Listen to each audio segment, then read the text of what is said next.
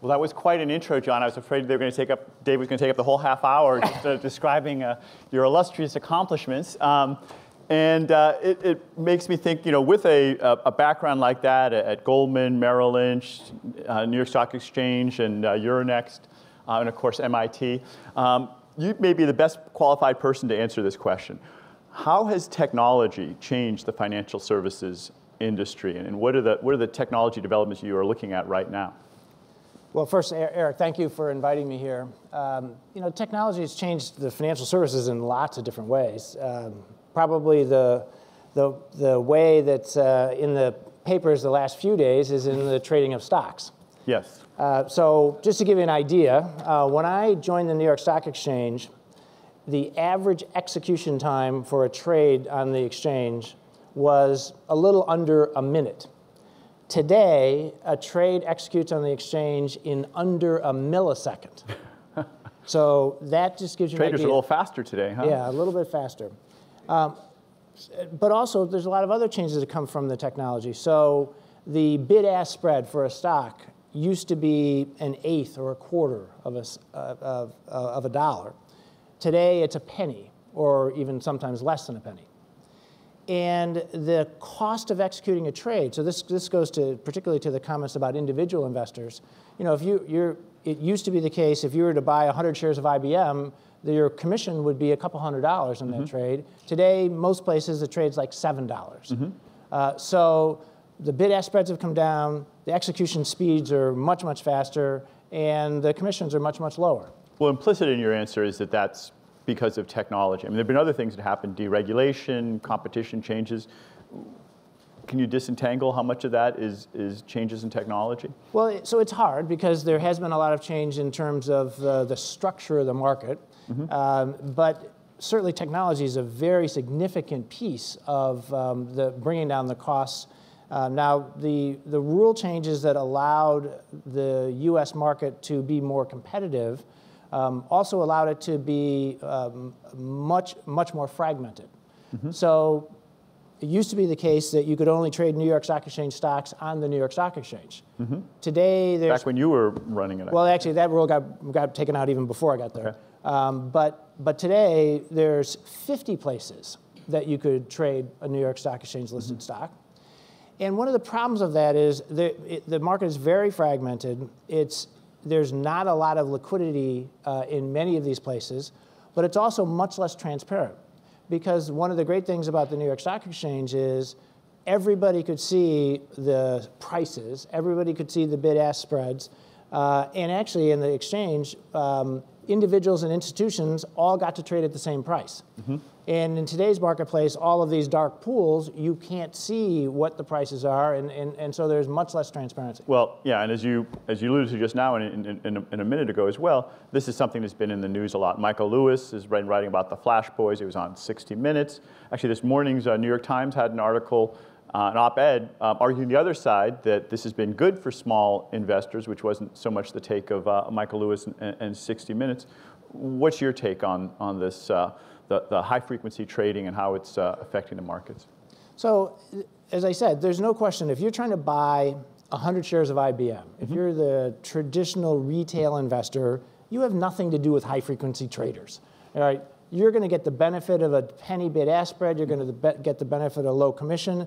The high-frequency traders are not making money. Well, let me just push on that. I mean, suppose I have a mutual fund and I'm asking Fidelity to trade on, so that's how I'm. Right, and that is so the big institutions are the ones who really are the source of the high-frequency traders' profitability, and the big institutions have done a number of things to try to counteract that. So no institution in today's marketplace ever puts in an order to buy 1 million shares of IBM. They take that order and they cut it up into 1,000 different pieces because they're trying to disguise what they're doing, and then they feed that 1,000 different trades into the marketplace. But the fragmentation of the market, the lack of liquidity at any one place, still allows those high-frequency traders to take advantage of that. Well, it sounds like a little bit of an arms race there, where they're trying to outwit each other to disguise their trades, and then the high-frequency traders using super smart graduates from MIT elsewhere and Cray supercomputers and other technology trying to reverse engineer what's really happening. Is that a fair description of well, part of what's going on? they're trying to take advantage of the market structure that allows them to use the knowledge they can get from the various different marketplaces to take advantage of the institutions that are trying to buy or sell big blocks of stock. Is this a problem that we should be trying to address, or is this something that's taken care of itself? Is this something that you think we should be worrying about? I mean, I was talking to Brad Peterson over drinks yesterday, as you know, the CIO at NASDAQ, and he was pointing out that the flash traders made about, I guess, $5 billion a few years ago. Now it's down to $1 billion, and it raises the question, maybe this is just a temporary stage on the road to complete automation. I mean, you take those bid-ask spreads smaller and smaller, and soon there's not really an issue anymore. Well, I think there's a natural self-correcting mechanism in the marketplace. So obviously, if the bid-ask spreads or the discrepancy stayed there, more capital would be attracted to them. You'd see more arbitrage, and the arbitrage would get traded away. And I think that is one of the things that's happening. But I still think that it's not really good for the marketplace to have the market be so fragmented and to have so many of the dark pools to not be transparent. So is that something we can change? Is there Sure. The market structure that exists today was created entirely by the SEC. So the SEC's rule structure was designed to deliberately break up what, at least in their view, was a monopoly in the way stocks were traded. And so they were very successful in doing that. I think that there have been some negative consequences to that.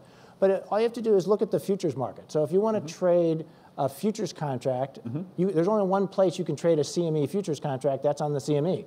Right? There's no other place you can trade that. Someone else can try to create another contract somewhere else, but futures contract on the CME only trades on the CME. That is not the case with stocks. Well, we're in New York, or maybe at least a financial capital of the world. There's a lot of wisdom of the crowd, to use Sandy's comments. So in a minute, I want to open it up to all of you, or maybe we'll get some of the madness of the crowd too. That can be fun. But let me continue on that. So with these technologies playing a bigger role, and this is more of the automated program traders. A few years ago, we had the flash crash. Here's another flash. Do you have a sense that we may be more vulnerable now to sort of some kind of catastrophic failure, or either an accident, somebody programming something wrong and it running astray, or even intentional, somebody deciding to manipulate it or to vandalize or terrorize networks in a way that wouldn't have been so easy when it was human-centered? Well, actually, as I'm sure many people have talked about, the more you digitize things, and the more things are basically being run by a computer, the more risk you have, either that the program has some flaw in it, or that someone can get access to the system and compromise the system. So I think there's no question that many things in our society today that have been digitized and are running on computers are more vulnerable to hacking and sabotage, and that's certainly the case, I think, in terms of the exchanges. Now there's a lot of effort and time, and they do a lot of work to try to protect that. But as you can see with some of the personal data that various different retailers or credit card companies have, they're constantly under attack to try to access that data, and I think that will be a growing and ever-growing problem as more and more data becomes digitized. Right. I mean, you do see it in a lot of other industries as well, in retailing and elsewhere. So cybersecurity, is that something that you see a bigger... Cybersecurity is going to be one of the biggest issues, one of the most important things to focus on, I think, as we go forward in the future. Great. Well, let's go ahead and get some of the input from all of you, questions and comments. If there are people in the audience here who would like to ask some questions, we'll see that. So we got one over here. Hey, how are you doing? Brad? It's Brad Peterson with NASDAQ, so thanks for asking my question, all right? Did I not ask it correctly? No, it's fine. It may be $2 billion, but it's come down. One of the things, though, with the fact that we're still on the stage of full automation and computer-to-computer trading, if you look at another great MIT company, Akamai, what they do with rerouting of the network, the internet, and they do that all automated. And then the operations team looks at what happened. In financial services, we still have people-to-people doing operations between firms, and it's way too, manual. So I think what we need to do is, what other industries have done, is complete that process. Mm-hmm. So you make the reroute, and you have to be careful, because if you have a machine making the reroute, you better get it right. But we can dramatically improve the resiliency by doing some more automation of the operations and interfaces. Well, when you say dramatically improve the resiliency, do you mean that you actually think the markets could be more resilient when they become automated than they were before? Or Yes. Yeah, you think so? So it's going the opposite direction. Yeah, and I guess I've only been in the job a year, but to compare it to eBay and Google and Akamai, we do far more automation at scale than financial services. So it's behind in operations. I would say maturity. So I don't know. That's probably not the most common view. I don't know. I more often hear the opposite, but it's encouraging that you see the potential for more resilience. Yeah, and it just grew out from the heritage. It was even in the Knox. It was people to people. You'd make a call to Clancy at the New York Stock Exchange, and he'd resolve the problem, and that's 15 minutes. And you really need to mark it down, use your redundancy, and then call Clancy and say, let's fix this tonight. So, what do you think? It still runs that way, by the way. What do you think, John? Does that? Well, I think that the computerization and it can solve a lot of the problems. I think that it does generate some other types of problems, though, that have to be dealt with. So, for instance, you mentioned the flash crash.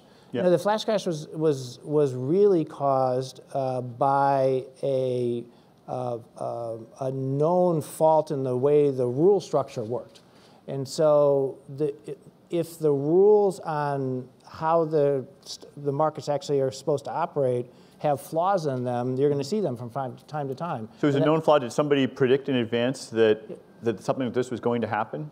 Well, it wasn't so much they predicted it, but the SEC set up the rules in a way that if so the New York Stock Exchange had boundaries in which it would stop the electronic trading of stocks. And what the problem is the SEC would not allow a stoppage on the New York Stock Exchange to stop trading in other marketplaces.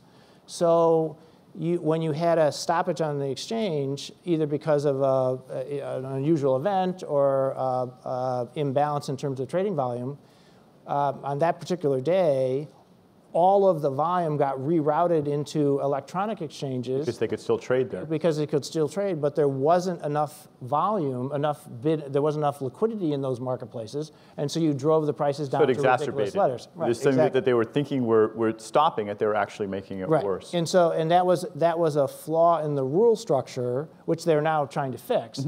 But that really is a good example of how you come up with a set of rules and they have unintended consequences. Yeah, well, and that's a good point. I mean, that's a particular rule. We can go back and fix that one. But as we write more and more rules and assign to robots to do more of these things, we have finite brains. We're going to overlook some interaction. There was a project at the Media Lab some years ago that my friend Patty Mass was describing to me, where people were writing robot agents to buy and sell simple little things. It was like an eBay, but instead of putting a posted price, you could put an algorithm if you wanted to. And someone came up with a clever idea. I'm selling this thing. I'm going to look around, see what the other prices are, and I'm going to charge a penny less so I can sell more of it. Sounds like a good idea. The only problem that he didn't factor in was that someone else had the same idea. And so they competed down until they got to zero. No, it would have been nice if they stopped at zero. Right. They kept going. That's a real problem. That's a real problem, yeah. Luckily, they didn't have to make good on those negative infinity prices, but but that's, you can easily see how it's hard enough to debug your own code, but debugging all the potential interactions with other people, it does seem like there may be a lot more room for catastrophes. Yeah, so we can do what we can. There's no other questions here. Okay. Carl, you want to, you got to get airtime just a little while here, but okay. Totally different topic. Okay. So I'm CEO of a NASDAQ publicly traded company. And two things that have surprised me about the market. One is the dark pools, which you talked about. The other one that surprised me in this day and age is that though I nominally work on behalf of my shareholders, that's the mom and apple pie version of what I do every day, in this day and age, I have no idea who my shareholders are. There's no requirement that a company actually knows who the shareholders are. We find out, sometimes 90 days in arrears from filings of people who own 5 or 10%. And it's always surprised me that I can know almost everything about anything in the world through digital social networks, but in the world of financial networks, I don't actually know who my shareholders are. And I was just wondering if you had any thoughts about that. Or can you fix this problem? So that's kind of a strange problem because, so I'm the CEO of a publicly traded company, and I know who most of my shareholders are. So do you mean that you don't know what institution is managing the money, or you don't know who this? So I have 94% institutional holdings. Right. But how do you know who they are? They are not required to file any documents. They file them after the fact, looking backwards. So 90 days ago, I knew my shareholders who owned more than 5% of the company.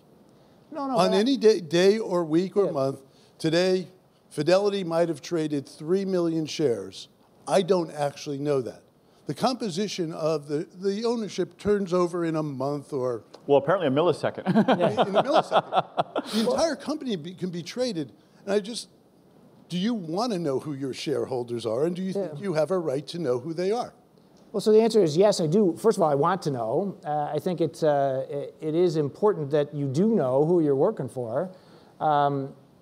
Most companies, I think, don't have quite the kind of shareholder turnover you're talking about. So it's true that Fidelity might trade their stock, might trade out of my stock, so I don't know exactly how much they own. But the other thing is, I talk to them. So, and so I have a pretty good sense of, I don't know who owns 100% of my stock, but I have a pretty good sense who owns a majority of the stock. So what we do is we pay surveillance firms to tell us who to own it.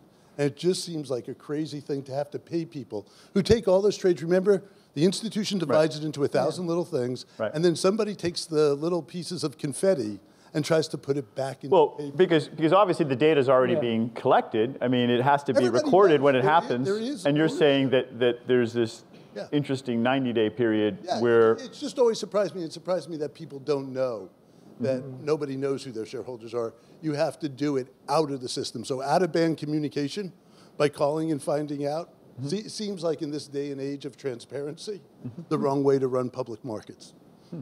Interesting. That's interesting. Well, let's take another question. How about, way back over here?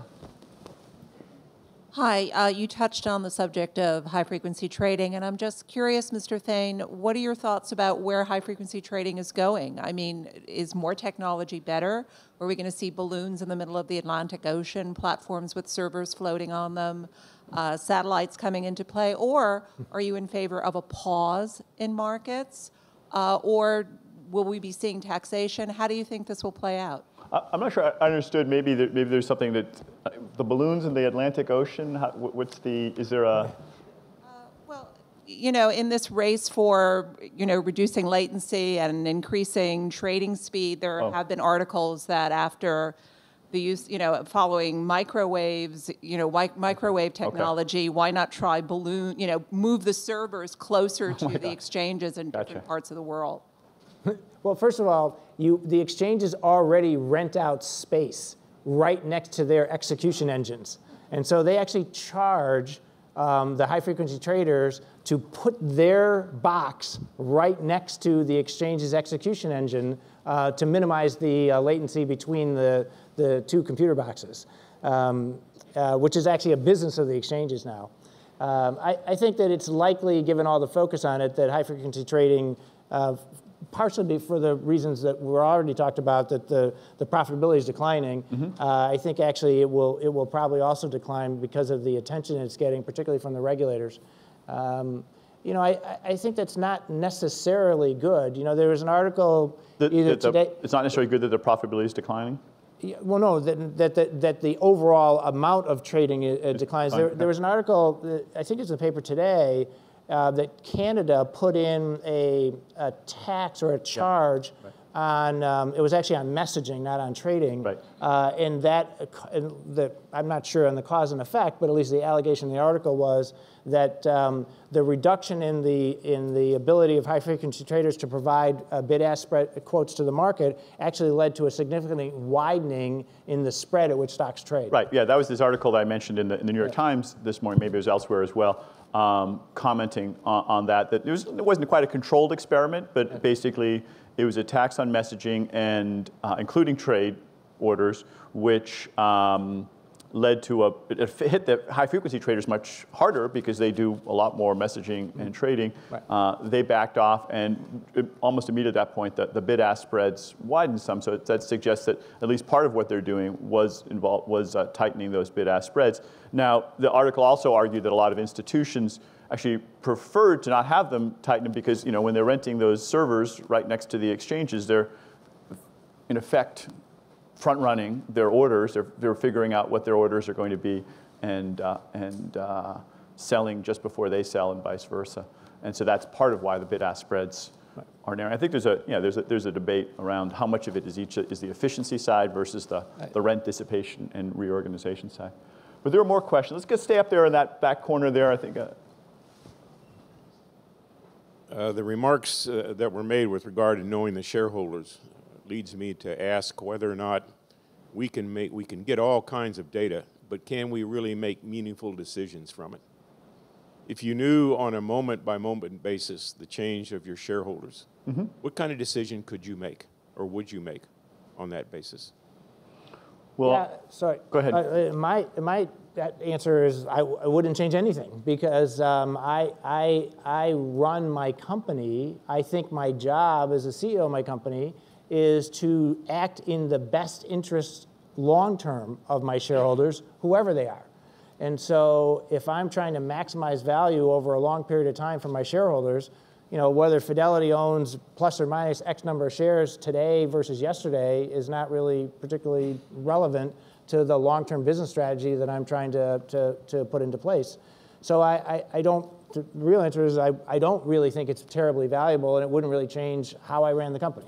Well, that sounds like a good answer, but what about when some of the shareholders have different agendas and they come to you and say, hey, we really think you should be doing X, not Y. If Carl Icahn, you know, buys, 19% of your company and says you need to cut your R&D budget and do these other things, does you have to take any action, or you just say steady as she goes? Well, so first of all, you always have to pay attention to Carl, no matter what.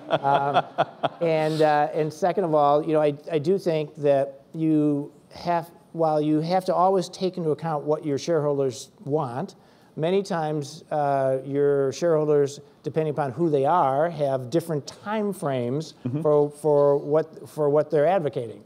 And so some of the activist investors, the activist hedge fund guys, you know, they're looking for very short-term gains. And I think that is not necessarily good for the companies. It's not necessarily good for shareholders long-term. On the other hand, there are certainly some companies that aren't managed very well, that aren't getting good returns for their shareholders, and where the activist shareholders actually bring attention to the companies that results in them being run better. So I think that there are many times when the activists actually are effective at getting companies to be managed better. Is it better for the company? Is it better for the economy if people know about those activists immediately, within the millisecond, or is it better for them to have an opportunity to accumulate shares without anyone knowing? Well, that's it. So first of all, the activists almost always make themselves known, but it's true that they accumulate stock beforehand. That's that's certainly true. You know, again, I think it doesn't, whether you had to know, you know, every millisecond, I don't think you would change very much what you were doing. You'd be a little nervous, I suppose, if you saw, you know, someone like Carl accumulating shares every millisecond. Well, you would be, and also, I mean, Sandy gave the example of people mimicking other trades. I mean, there's an argument in the economics literature about whether or not people would have the incentives to raid companies, which some economists think is a good thing to bring efficiencies, if other people could free ride every time they saw a trade by those private equity or other companies, they could instantly, you know, trade right alongside it. So that's sort of a bit of the trade-off there. But we had a bunch of hands here. How about right up in the front here? I want to go back to what Eric presented at lunchtime. I'm not sure if Mr. Thain, you were here, but the context was an automated control of more of the cycle than what we've seen in machines so far. So in other words, less people needed because more machines are needed. And one of the open questions was, what will people be doing all day when there's less computers out there, when there's more computer automation? And I wonder if you've thought about that, especially in the context maybe of CIT clients or just broadly. What will people be doing in a world where there's a lot more computers running the show? Well, so I'll use an example just of the New York Stock Exchange. So when I started, there were probably 3,000 people who worked on the floor of the exchange. Probably today there aren't 300. So this effect of and there's a lot more trading going on, obviously. And well, certainly a lot more quoting. I'm not sure. Sometimes it's not more trading, but there's a lot more quotes. So there is this issue of, which of course is in the book as well, about you know, you're displacing certainly some sector of the population is getting displaced by machines.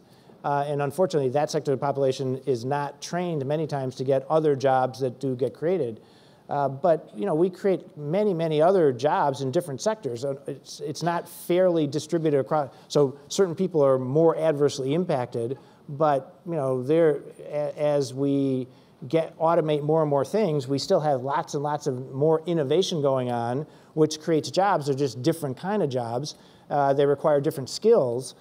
So I think that I don't think we're going to get anytime soon to the point where none of us have anything to do with play tennis all day.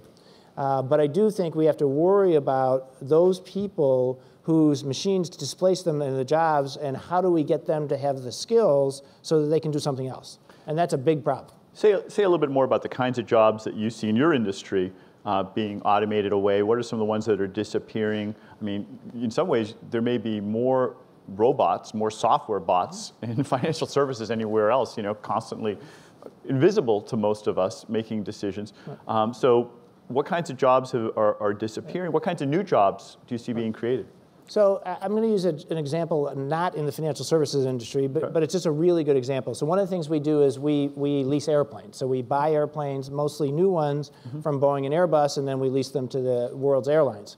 So I was down in the Boeing 787 plant down in Charleston, and in that plant they have a machine that takes a section of fuselage that is close to the size of this room, and the machine goes around the fuselage and drills every single hole and puts in every single, they're not really rivets, but every single fastener for all the windows and all the doors. And so, and it's a huge machine, and it goes around the fuselage, just drilling and inserting these fasteners for all the doors and all the windows, and basically all the openings in the fuselage of a 787. So that's a job that I'm sure, you know, 20 years ago was done by people, which is now done 100% by a machine. But down in their facility there, they have probably 6,000 engineers. So you're replacing what is really skilled but manufacturing labor with engineering talent, which, by the way, is a great thing for MIT. But it is much more engineering, math, science type jobs, and much less just, you know, putting together, you know, bolts and rivets type jobs. Well, that's great, and we're going to hear more about some of the engineering changes in our next panel. But let me just ask you one closing question. We're both graduates of MIT. We also both have sons at MIT. Yours is about to graduate. I mean, the world has changed a lot since then. Do you have advice for your son, and by implication for all that generation right now, about how to prepare themselves for this world that you see evolving quite rapidly? First of all, MIT is if you had to pick a place to go for this new world, it's the best place you could imagine. I think having math skills, having computer skills, being comfortable with the digitization that's going on is a great thing. But I also think, and this is a little bit different than you might have expected, I also think having good interpersonal skills, having good writing skills, having good presentation skills will also be really important. Well, great. So if you can match up the engineering and math and science skills with some good interpersonal skills, that's the right combination. Well, that makes a lot of sense. It's a theme we've been hearing a lot from people when we ask that kind of a question. Thanks so much for sharing some of your wisdom with us. It was great having you here on the Fireside Chat. Great. Thank you. Thanks.